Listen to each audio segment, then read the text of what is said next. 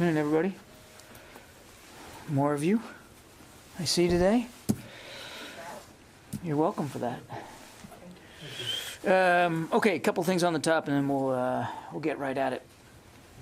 Secretary Austin will be departing tomorrow on an overseas trip to meet with senior military and government leaders in Belgium, Poland, and Lithuania. In Brussels, of course, he'll meet with allied and defense ministers across NATO leadership in the defense ministerials, obviously to discuss Russia's military buildup in and around Ukraine. He'll also reiterate the United States' commitment to our allies made in Article 5 and continue the alliance's progress on deterrence and defense while ensuring the alliance is prepared to face tomorrow's challenges.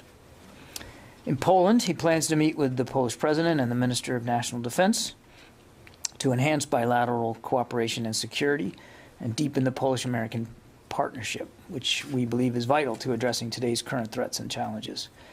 He'll also get a chance to meet with U.S. and Polish troops that are at Powice Air Base to tour the facilities there and to observe the conditions of our rotational presence.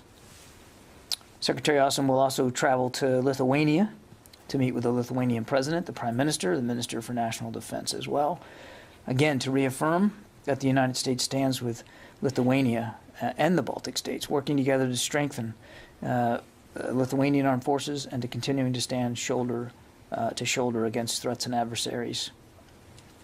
Separately, Secretary Austin does plan to meet jointly with his counterparts from Lithuania, Estonia, and Latvia together, and he'll have a chance as well to visit with some U.S. service members that are there in Lithuania. On another note, I'd like to announce that the Secretary has appointed Dr. Eric D. Evans to serve as the chair of, okay, it's not here. I'm missing some sentences here. I'm going to, we will announce this later after the briefing. I don't have all the text of it here. So with that, Bob, we'll take questions. Sorry about that. Improvising, huh? Let me see. Do you have it there? That's missing there too? All right. I apologize. Go ahead, Bob. Thanks, John. A question about the Russian buildup on the border area of Ukraine. Can you give a little bit more detailed description of the lay of the land there? Like in recent days, for example, have some of the ground units that were in larger assembly areas moved out toward closer to the border into what might be attack positions, other movements over the last 24 hours or so? Yeah, so what I'd say, Bob, is even over the last 24 to 48, over the course of the weekend, Mr. Putin has added military capability along that border with Ukraine and in Belarus. He is exercising some of his units on the ground there in the south, as well as naval units in the Black Sea. So he continues to add to his readiness. He continues to give himself more options should he pursue a military path here. I'm not going to. I would like to refrain from getting into specific movements of their troops. I think that's probably not a wise thing for me to do with any great specificity. I would just say this: that he continues to advance his readiness should he choose to go down a military path here. Should he choose to invade again, he is doing all the things you would expect him to do to make sure he's ready for that option or options. So there's no indication, for example, that what they've called exercises have ended in any way or are changing in any way, their presence? I want to be careful to characterize another nation's exercises. We've seen them conduct these exercises in recent days. Exercises are designed to make you ready. And that gets to my previous point. He continues to do the things that you would expect one to do if one was planning on a major military action, and that is to sharpen the readiness and to add to the capabilities of his force. Now, look, we obviously don't want that to be the outcome. And neither do the Ukrainians, and certainly neither do our NATO allies. And Foreign Minister Lavrov said earlier today that, or seemed to indicate that he still thinks there's oxygen here for diplomacy. We would welcome a pursuit of that path by the Russians, because we too believe that there still should be and can be a diplomatic path forward. Jen? John, I'm trying to understand. Are you still suggesting that Putin has not taken a decision to invade Ukraine? We still don't believe that some final decision has been made. Then how is it that communications continue? And we just heard from President Zelensky that he's been told that an invasion will happen on February 16th, which is Wednesday. How do you reconcile Putin hasn't taken a decision, but an invasion is happening on the 16th? Well, I'm not going to talk about specific intelligence assessments. I think you can understand that. We have said for a while now that military action could happen any day. And you heard from the National Security Advisor making it clear that it certainly could happen before the end of the Olympics, maybe even this week. We have shared with our allies and partners, and that includes Ukraine, our assessment of the information that we've been receiving, and certainly have reflected in those conversations our deep concern about the continued capabilities that Mr. Putin has at his beck and call. So I won't get into a specific date. I don't think that would be smart. I would just tell you that it is entirely possible that he could move with little to no warning. And what will the U.S. response be at that time? The Defense Secretary is going to the NATO ministerial. Are we talking about the NATO response force being activated? What would we expect to see? President Biden has made clear that should there be another incursion into Ukraine, that the United States would respond swiftly with severe economic consequences. I won't speak for the alliance. A decision to activate the NATO response force is a decision that the NAC has to make, the North Atlantic Council has to make. That's not something that the United States would unilaterally call into being. I will only add this, and this is why a couple of weeks ago we talked about making our contribution to the response force more ready. And so we've done that. And one of the messages that the Secretary will carry with him to NATO is that our contribution to the NATO response force, should it be called, should it be activated, they'll be ready to go. And just to be clear, your answer to Bob, you do not see evidence that his forces have moved into attack positions yet? I'm not going to talk about what specifically we're seeing on the ground when it comes to unit by unit. What I would tell you is that we continue to see him advance his readiness and improve his capabilities and provide himself more options should he decide to take military action in Ukraine. Let me go to the phones here. I promise I'll get to everybody. We'll be here as long as you want it. Tom Squateri. Hey, John. Good afternoon. Thank you very much. The U.S. Navy has yet to pinpoint the exact location and depth of that F-35 that was involved in an accident. By extension, hasn't been able to secure that area in the South China Sea. You've said several times from the podium that the F-35 is U.S. property, and you have no concern that other nations or entities will try to pilfer it. What gives you confidence that the Chinese will abide by international protocols regarding ownership and salvage, given they've ignored other international court rulings regarding the South China Sea? It's not about confidence that the Chinese will or won't do anything, Tom. It is our property. It is not uncommon for us to recover our property when it is lost at sea, and we are making every effort to do that in this case. And if it can be done, I'm confident that the United States Navy will be able to get it done. They're on site and they're working through this in real time. Yeah, Sylvie. Thank you, John. The Russian defense minister, Shoigu, said this morning that they are going to end soon, or they are even ending some of their military exercise.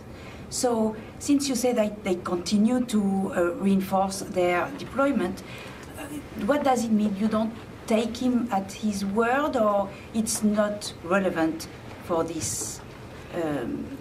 I'm not challenging his word that he's ending exercises. That's not the point. The point is he continues to make ready for an increasingly large number of Russian troops along that border with Ukraine. The fact that I'm happy that they're speaking to their exercises. That's a welcome change for them to be transparent about what they're doing with exercises. They haven't been at all transparent about what they intend to do with this massive buildup. It strains credulity to think that they would have this many troops arrayed along the border with Ukraine and in Belarus simply for winter exercises. So we still think there's a diplomatic path. If they want to send a strong signal about de-escalation, they could, if in fact these troops are done their exercises, they could send them back to their home garrisons and reduce the presence along that border. That would go a long way. Yeah, Orrin. John, officials have warned that a Russian invasion would be preceded by a series of sort of preparatory steps: information warfare, cyber attacks, instigation of protests in Ukraine, state media preparing the Russian population for casualties. Are you seeing that? And if so, how specific can you be about what you're seeing? It's a piece of the Russian playbook to lay down a foundation for the military action with cyber operations, information operations, even hybrid operations, as we saw back in 2014. You know, the little green men. These are, in fact, Russian soldiers that aren't dressed as Russian soldiers. We're on the. We are monitoring this closely and certainly on the lookout for the use of any of these kinds of tactics. I won't speak to specific assessments here today. I would just tell you that we're watching this very closely, and it's one of the reasons why, Orrin, that we've tried to be open over the last week and a half, 2 weeks about the potential for these kinds of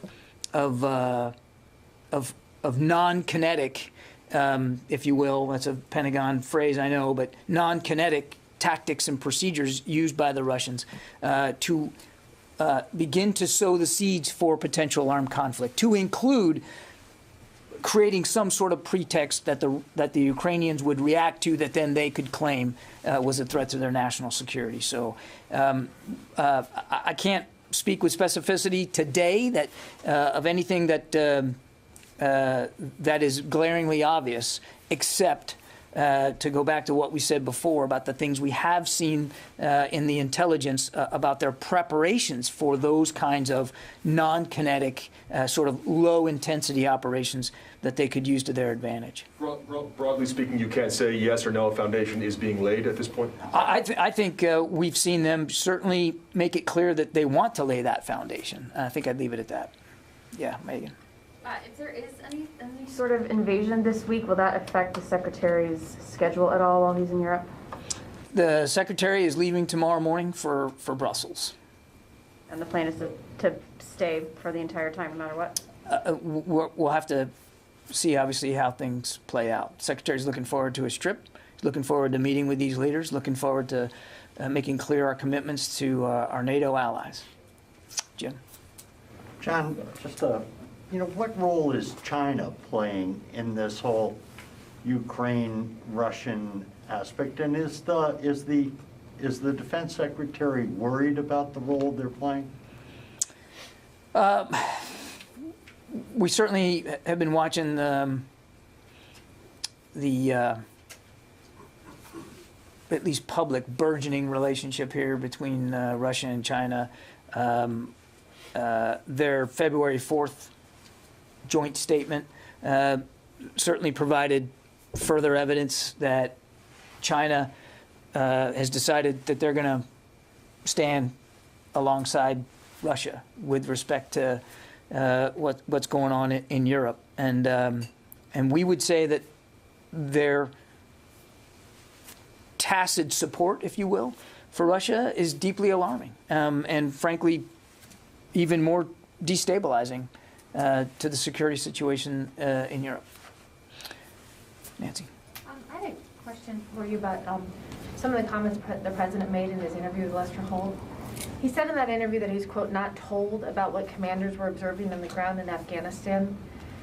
And I'm just trying to get some fidelity on that, because it would seem to me that the secretary and the chairman are tasked with communicating to the president what troops on the ground are seeing. So could you help me understand what responsibility that the secretary and the chairman have for the president not getting essential information from commanders on the ground on the final days of the war? Nancy, what I would tell you is throughout the month of August, in fact, well before the month of August. There was a very robust, steady, frequent interagency process, decision-making process. I mean, we started thinking about and planning for non-combatant evacuation as far back as April. And we didn't do that in a vacuum. There was ample interagency discussions about that as far back as the spring and all through the summer. And the chairman and the secretary absolutely take very seriously their requirement to provide the commander-in-chief with their best advice about how to proceed forward, about how the situation is changing. And there were many, many opportunities for them to do that, both in terms of larger interagency meetings as well as private sessions that they have weekly with the president. And they've said as much in testimony.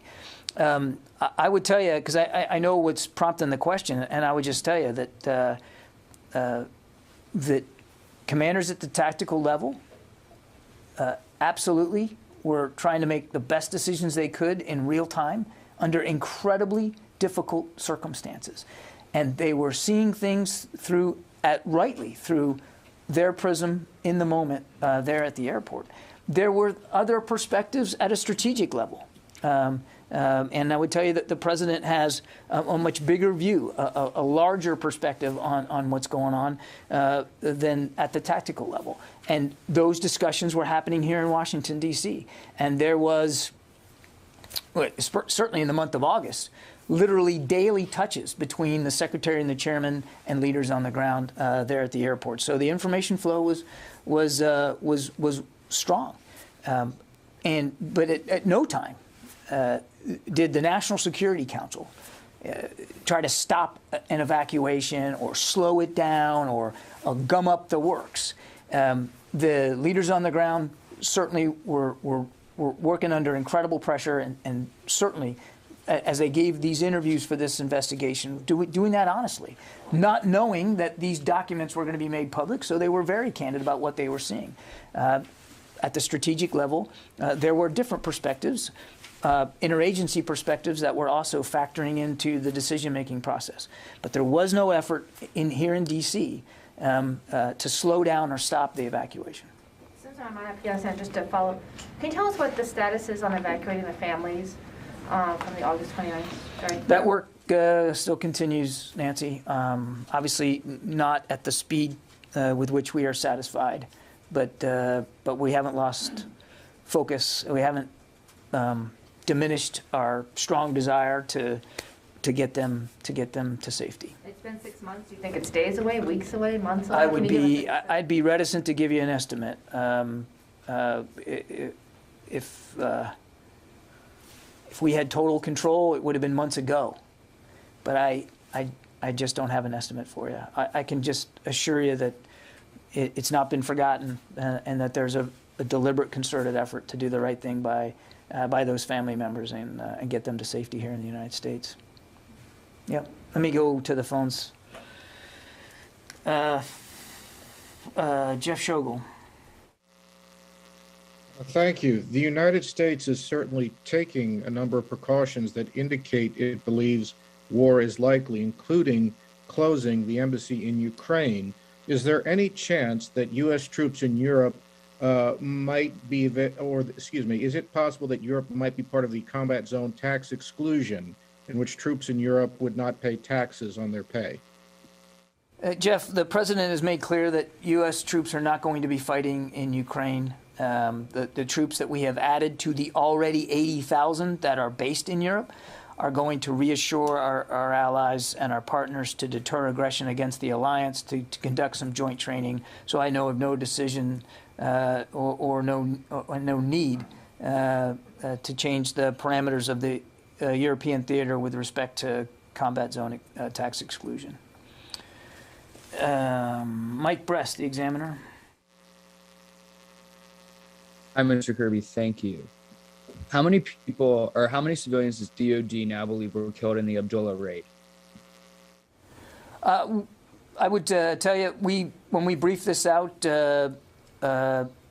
we indicated that a total of 7 individuals were killed. Three of them of the 7, of course, were Mr. Abdullah and then his lieutenant on the 2nd floor, as well as his wife, who was in fact a combatant. So of the 7 that we have talked about, we know 3 of them were combatants, and that's the estimate that we have right now. But we have certainly seen numbers higher than that, and we're not in a position to dispute those numbers because we didn't stay on site for more than 2 hours, as was the plan. And we're not going to certainly rule out the possibility that in that explosion on the 3rd floor, additional individuals, whether they were combatants or not, can't say, since that explosion happened before our troops got into the building. But it's not out of the realm of the possible that additional people could have been killed in that initial explosion and buried in the rubble, and we didn't see them. Again, we weren't on site for very long. So 7 is the number that we know of. But we do believe a sense of humility here. We don't know. We can't confirm that there weren't others that Mr. Abdullah decided to take with him when he exploded that device on the 3rd floor. Janie. Thank you, John. President Biden said he would pursue diplomacy and deterrence in the Ukraine crisis and respond jointly with the allies. And South Korea said it supports Ukraine. My question is, what kind of military support does the U.S. want from South Korea as an ally? That is a question for the South Korean government to answer. Should they want to assist Ukraine in a tangible way? Certainly that, I'm sure that the Ukrainians would welcome that. We've noted, and I've said before, that many of our other allies in NATO are also finding ways to support Ukraine, but excuse me, those are sovereign decisions that each nation state has to make for themselves, and I wouldn't get ahead of the South Korean government on this. Yeah. Yeah, Abraham. Thanks, John. A couple short Ukraine follow-up sort of questions. Does DoD have any air defense trainers on the ground in Ukraine? No. Does DoD consider a Russian movement into the Donbass a new incursion? Yes. And can you elaborate on what Secretary Austin's thinking was for pulling the Florida National Guard trainers out of western Ukraine? I think we said it quite clearly in our statement. It was an abundance of caution. Again, given the mosaic of the information that we've been getting over the course of the last 48 hours, and the information we continue to receive even as early as today, it is obviously not the safest place for them to be. And so he ordered them taken out of the country over the weekend. Again, abundance of safety and an abundance of caution here. I said, 2 weeks ago when you guys were asking me about this, if and when he believed the safety and security of those individuals was going to be at risk, he would make the decision to remove them, and he did that. Court. There's also another small contingent of other U.S. military in the country, not just the Marines at the embassy, but there's some special forces there. Can you say that as of now, all U.S. military forces that are deployed in Ukraine have been taken out or ordered out? I would tell you that there remains a small amount of U.S. military personnel in support of our diplomats, and they remain in the country. The Marine security guards, is there anyone besides them? Then? I'm just going to leave the answer as I said it. Kasim? John, Secretary Austin ordered 3,000 additional troops to Poland. What triggered that decision? You already have deployed 1,700 troops a week ago to the country. What triggered that specific decision? We talked about this at the time. I mean, again, we continue to see a continued buildup of Russian military forces. We continue to consult with our allies, in this case in particular Poland, and it was deemed by both sides that this was a prudent measure, given what we were seeing on the ground, given what our intelligence was telling us, and given the potential need for additional capability in Poland. I would remind you that these 3,000 are still part of the 82nd Airborne. When we announced the first 1,700, I called them an element of, and I didn't rule out the fact that additional 82nd Airborne soldiers would go. The Secretary held them in reserve. He decided that now was the time to send them. And also, just we have seen U.S. F-22s arrived in United Arab Emirates. How do you think these fighters help Emiratis dealing with the Houthi missiles? Is there a plan to kind of join offensive actions against these F-22s are going to join a range of joint coalition and allied partner combat air capabilities that are already based across the region. So they're additive to the air power that we have in the region. Jen? Can I just go back to a question that Jim asked? I'm a little confused by your answer. Do you have evidence that China gave its tacit support to Russia during that meeting on February 4th for an invasion of Ukraine? The statement itself reads, in our view, as tacit support. Yeah. Nobody else in the room? Yeah. Matt. Thanks. I know you don't want to get into specific troop number estimates for the Russians. You're right, I don't. Okay. Guessed right. But you talked about more capabilities being brought in even over the last 24 to 48 hours. Correct. Last week you talked about some of those capabilities being sustainment. Can you say anything more about what these capabilities are that are continuing to flow in? Is it more of the same or more offensive capabilities? Just broadly speaking, Matt, we've talked about the President as providing him combined arms capabilities, right? So it's infantry, it's armor, it's artillery, it's air and missile defense, as well as offensive air. I mean, he's got a lot of combat aircraft now at his ability. He's got significant naval power inside the Black Sea, and not lost on anyone that a good chunk of those ships, at least half a dozen of them, are LSTs. They're landing ships with one purpose, and that's to put troops ashore. He's got special operations capability. He's got cyber capability. He's got ISR capability. And over the past weeks and months, he's continued to add to that. So I don't know that I would go so glibly as to say, well, it's just more of the same. But in terms of the menu of options, he continues to add to that across the whole spectrum of military capabilities. And I think I'd probably just leave it at that. And but you also talked about sustainment, and we have definitely seen in recent weeks adding logistics and sustainment capability so that it's pretty clear that if he wants to, he's going to ensure that he can keep these troops in the field for longer periods of time. And that's everything from transportation to to supply chains to medical support. So we continue to see that being added. Did that help? Yes. Yeah, Tony. What steps are being taken to make sure the entire 82nd Airborne's immediate response force now that you're sending to Poland, that they're staying away from any harm's way in case if there is an invasion? Would their location be pretty much central Poland and nowhere near border? I'll let the commander talk about where he's going to put these troops, Tony. They're going to be sent over there for a range of potential contingencies. They're multi-mission capable, as you know, and as we've talked about, if one of the contingencies if one of the needs are to help with evacuation assistance on the Polish side of the border, as people come across that border, should they come across that border and need help, they'll be prepared to do that. And if that's going to be the mission that you're going to conduct, you're going to have to be somewhere near that border, right?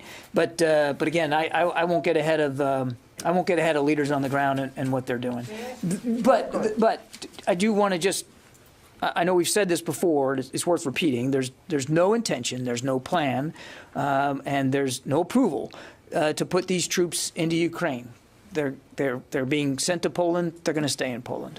The best laid plans, you've heard the saying, they could accidentally be drawn in. I mean, is there any? They're not going to be accidentally drawn into Ukraine. They're not. Okay. No. May I ask you, what's the level of intelligence sharing with Ukraine between the U.S. and Ukraine? You hinted at it earlier that you're sharing broadly, but are you giving them a granular tactical intelligence? I would tell you that we have been very transparent with our Ukrainian partners about the intelligence assessments that we've been seeing and the things that we've been seeing in that environment. And I'm comfortable and confident that it has been of a sufficient level of detail to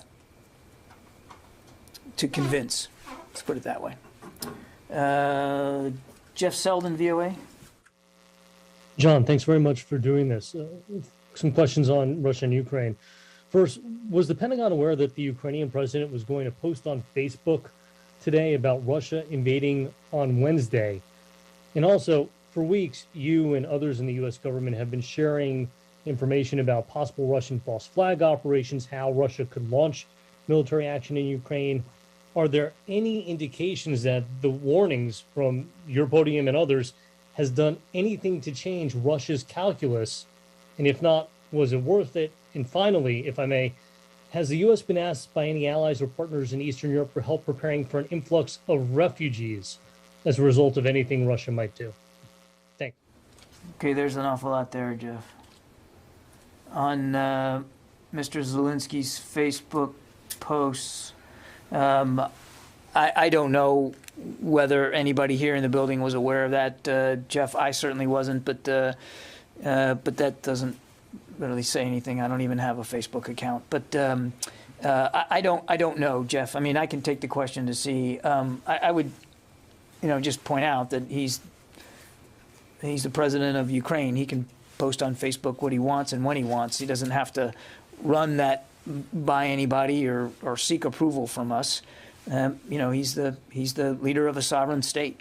So I'll check to see if we had any kind of heads up, but I would frankly be surprised if we did, and that's perfectly okay. On the false flag question, I mean, what I would just tell you is we continue to see indications in the intelligence that the Russians are exploring that option, and I think I'd just leave it at that. On refugees, the focus of the troops that are going over there, as I mentioned in my answer to, I think it was Matt, that multi-mission capable, certainly assistance with evacuation flow is something that they could do and could do quite well. And they're going to be working with Polish authorities on what that looks like and how they would handle that. I know of no other efforts inside, at least U.S. troops in Europe, to contribute to like operations should they be needed. But obviously, one of the great things about the U.S. military is that it's multi-mission capable, is that it's flexible. And as you heard the Secretary say when he was up here a couple of weeks ago, if that's something we're called on to do outside of Ukraine, we would certainly be able to contribute to that kind of mission. Your question, though, and pardon me for foot stomping again, but it's a good question, but it gets to an outcome here that doesn't have to be. There shouldn't be a need for evacuation assistance. There shouldn't be a need for people to have to flee their homeland because there shouldn't be any invasion of it.